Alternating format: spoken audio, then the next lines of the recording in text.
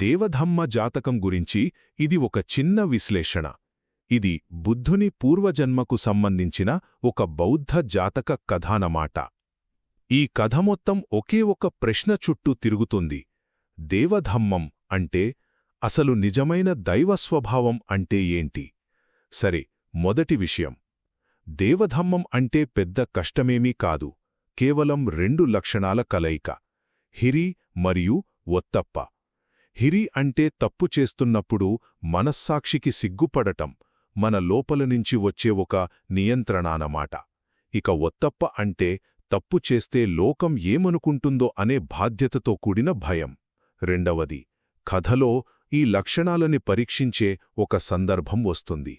బోధిసత్వుడు అంటే బుద్ధుని పూర్వరూపం తన 2 తమ్ముళ్లతో ఒక సరస్సు దగ్గరకు వెళ్తాడు. కాని అక్కడో చిక్కుంది. ఆ సరస్సుని కాపాడే రాక్షసుడు దేవధమ్మం అంటే ఏంటో చెప్పలేని వాళ్లను తినేస్తాను అని ఒక షరతు పెడతాడు. పాపం, ఆ తమ్ముళ్ళిద్దరూ తప్పు సమాధానాలు చెప్పి బందీలైపోతారు. ఇక చివరగా అసలు కథ ఇక్కడే మొదలవుతుంది.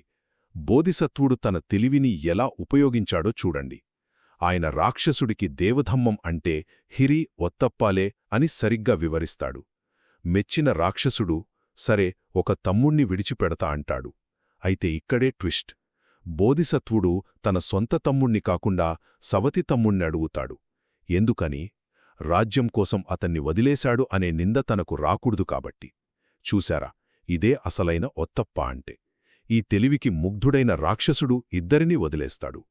కాబట్టి దేవధమ్మం అంటే కేవలం గొప్ప విషయాలు తెలుసుకోవడం కాదు, దాన్ని ఆచరణలో పెట్టే నైతిక ధైర్యం మరియు బాధ్యత.